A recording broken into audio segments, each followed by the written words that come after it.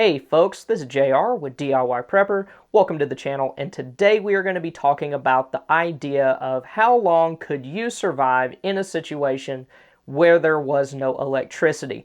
And what I really mean by that is, if there was a short-term power disruption, would you and your family have the resources that you need to get through that with minimal disruption to your lives? But if you were in a long-term situation, would you be able to provide energy for your essential devices for as long as you need to? And to do that, we're going to be taking a look at the energy plan that my family and I have in place right now. My family's energy plan uses both solar as well as traditional gas generators.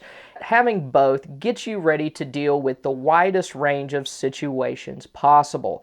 I want to start off with taking a look at the solar side of our energy plan, talk about why we use solar energy, and also look at one of the devices that my family and I use. And the device that I have here with me right now is the Jackery Explorer 1000.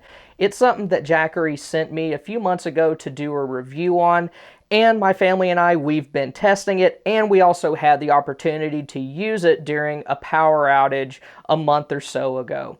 And they are sponsoring this video, so I would like to thank Jackery for that. But I also just want to let you as viewers know that even though this is a sponsored video, this is still something that my family and I do actually use. It's kind of one of our frontline devices that we would actually use in an emergency situation. So when it comes to more short-term emergencies, this thing has a couple of different uses. It's going to have a large enough capacity at 1,002 watt hours, and it's going to be able to handle enough of a load to be able to power some larger devices, at least for a relatively short period of time. So some examples of some larger devices that this particular unit can power, and it has powered in our house, has been things like our refrigerator, our box freezer, and then also some more energy-hungry kitchen appliances like crock pots, and then even an electric griddle. And then another useful thing as far as short-term emergencies go, this is a much better option to power sensitive electronics. This Explorer 1000 has 3 pure sine wave AC power plugs on the front of it, and those are going to provide clean energy for those electronics, unlike a traditional gas generator, which can fluctuate. Now, Jackery does have a promotion going on right now where you can get $150 off the Solar Generator 1000 or $200 off the Solar Generator 1500, which is the next step up in power. And you can find details for that in the links in the description below. Now, when it comes to long-term situations, I really think that's where a solar generator really starts to kind of pull way out ahead of a traditional gas generator, just because you don't have to worry about storing untold amounts of fuel to keep your essential devices up and running. And so for smaller devices as well as battery operated devices, you're going to be able to keep those running long term, particularly if you have rechargeable batteries. So we already have things like AA's, AAA's, and even D cells that we can recharge using this unit that will allow us to keep small devices, things like flashlights, fans, lanterns, and various other things up and running.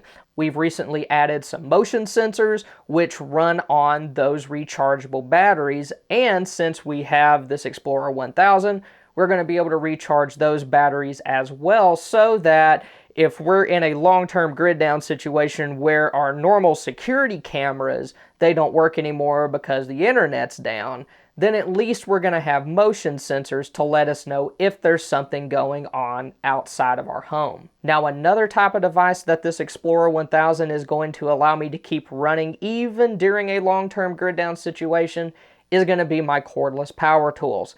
Now, like any good prepper, I do have the manual equivalent of those power tools. Like I have little egg beater drills, I have braces and auger bits, I got hand saws. But there could be situations where you're trying to save calories because you don't have as much food as you wish that you had. Or maybe you just need to get something done quick. Maybe there's a storm rolling in. You got to board up some windows, or there's a security concern and you got to kind of fortify your place. Having power tools and being able to work quickly and easily, that could be a potential lifesaver. And in addition to the more traditional power tools, I also have cordless versions of fans and lights that run on those same drill batteries, so the Explorer 1000 is going to allow me to keep those up and running as well. And another battery that this is going to help me keep charged and maintain that maybe some people don't think about a whole lot is the battery for my electric start generator. Those batteries, they're kind of the lead acid type, similar to what you use in your car. They don't hold a charge very well, so you really need them hooked up to a maintainer when you're not using them, and if it gets too low, then you can use that same maintainer device to recharge it using this Explorer 1000. So, while you can use the generator to charge this back up, if the electric start battery gets too low to start the gas generator, you could use this to get it to the appropriate level so where it could start up again. So even beyond just keeping batteries charged long term, this is going to have no problem running some devices for an extended period of time. If you're in a long-term situation, there's going to be a very good chance that illnesses are going to be more common during that. A week or so ago, I had strep throat and I needed a humidifier to keep my throat from drying out while I was sleeping. Well, since we had power, it was no problem, but if we were in a long-term grid down situation, that would be a very poor use of fuel for a generator, because if you're just running one small device, then you're just wasting a ton of fuel, and that's really not that great for gas generators anyway, is to run them on such a low load. But with something like this, it doesn't really matter. You can stick it next to your bed, plug in the humidifier, and it'll last all night, no problem, because those things draw such little energy, and the next time the sun comes out, you'll just be able to top this off because it didn't use that much power anyway. And something like this is also going to be able to provide pass-through power. It is fully capable of charging and powering devices while it is receiving a charge from solar panels. So it's going to be able to provide that pass-through power if you need to keep something running while it itself is charging up. Now, when it comes to the panels themselves, they have a couple of neat features that you can use. They can charge USB devices directly from them. You don't have to hook the panels up to this first before it can charge USB devices like your cell phone, because it has ports on the back that you can use to charge those directly. And then also they have grommets on them so that you could hang it from a window if you're in a situation where maybe you don't want to set your panels outside, maybe there's a risk of theft. Now, given they won't collect as much light as they would if you had them outside, but it is an option. And one more thing, if you have the budget for it and you can afford two of them, then they can always tag team, where you can have one maybe powering your box freezer, and then once it runs out of power, you swap it out for the other one and then charge the original one with the solar panels, and they just kind of bunny hop as long as you need them to. So when it comes to gas generators, I really view those as good for short-term emergencies where you want to be able to provide power to several larger devices at once. And the reason why, at least in our energy plan, our gas generator is more for short term is that you're just always going to be limited by the amount of fuel that you can store. Especially if you're like us and you still live in the city limits, then you're not going to be able to store like 50 propane tanks or like 75 gas tanks on your property, or have like a 250 gallon gas tank next to your barn. You're just not going to be able to do that. So since we're limited by our fuel storage ability, I wanted something that would be able to run on more than one type of fuel. So we went with a dual fuel generator, which can run on both gasoline as well as propane. Now, they have recently come out with tri-fuel generators that can run on gasoline, propane, as well as your natural gas utility if you already have that. So I think if you have natural gas, I mean, pay a little bit more to get one of those tri-fuel generators just because it gives you one more option, one more way to keep that generator up and running long term. Natural gas, of course, is going to be dependent on the natural gas utility still being operational. So even during some like power outages that might last, like 3 days to a week, you might still have natural gas and be able to run that generator pretty much non-stop, except for, required maintenance breaks as listed in the manual. Now, propane pretty much has an indefinite shelf life as long as you're able to keep the tanks that it's stored in from rusting and degrading. So I generally like to store propane for more long-term storage just because it doesn't go bad. But when it comes to storing gasoline for use in a generator, I definitely recommend storing ethanol-free gasoline. It's not as easy to find and it is more expensive, but it's better for small engines and it has a longer shelf life. Ethanol it bonds with moisture in the air very easily. And what that means is if you have it stored, especially in a gas can that doesn't seal very well, then that moisture is going to get inside of there and the ethanol is basically just going to turn into water. And water is heavier than fuel. So if that happens inside of your generator, when you try to start it, it's not going to because you're literally trying to start the generator on water at that point. So ethanol free is definitely the way to go.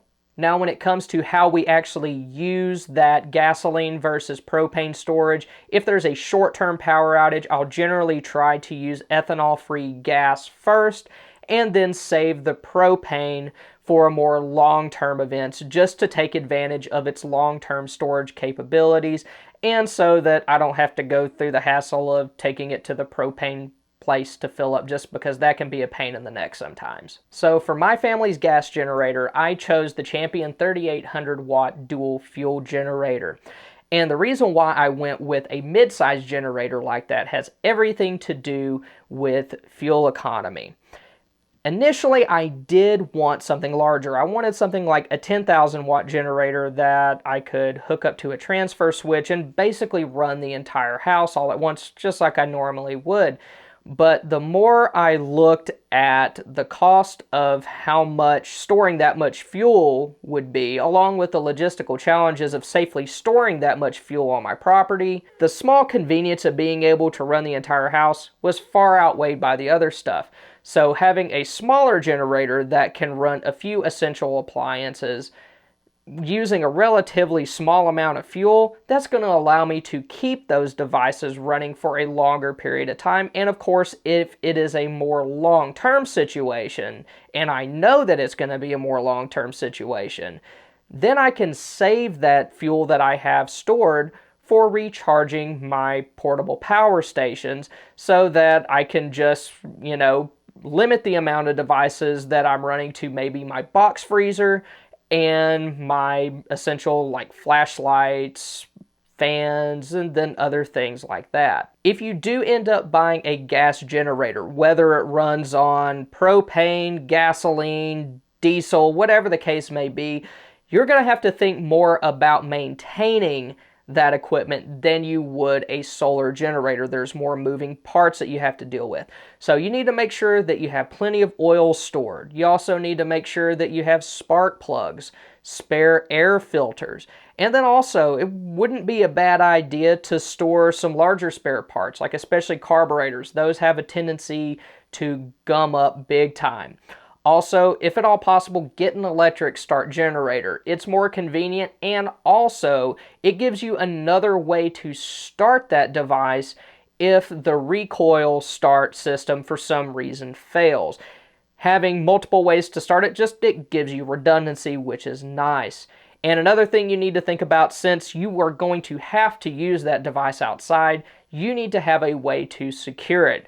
Even if it's something as simple as using a big honking chain and tying it to a tree, then that's going to be better than nothing. And of course, if you have a privacy fence or if you're kind of out in the middle of nowhere and nobody can hear it anyway, then that's always a plus. But if you're going to have a loud generator running in your yard, then security is something that you need to be thinking about. While my family does rely heavily on solar and gas power, there are situations where we rely on more low-tech devices. Maybe not like completely primitive, but any device that produces a large amount of heat, whether it's for cooking or for climate control, it's going to take up a ton of energy and a ton of fuel. So my family and I, for our energy plan, when it comes to like area heating and then also cooking, we're going to be relying on more straight fuel-based things.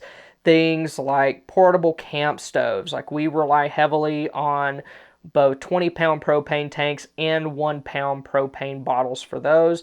And then also they can help run our buddy heater as well.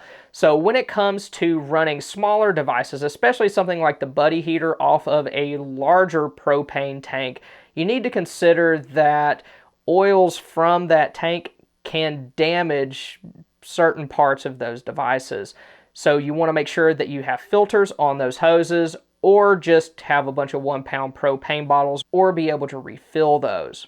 Now, I do understand that relying on devices that use a finite fuel source, such as propane, is only going to get me so far during a long-term emergency. So that's why I am going to be investing in things like rocket stoves as funds allow, so that during a more long-term situation, I'll be able to take advantage of the natural resources that are around me in my area. And also, when my wife and I are able to build our next home, I would like to include something like a wood-burning fireplace or a wood-burning stove into those plans. So some other items that my family and I make use of in our energy plan is candles and oil lamps.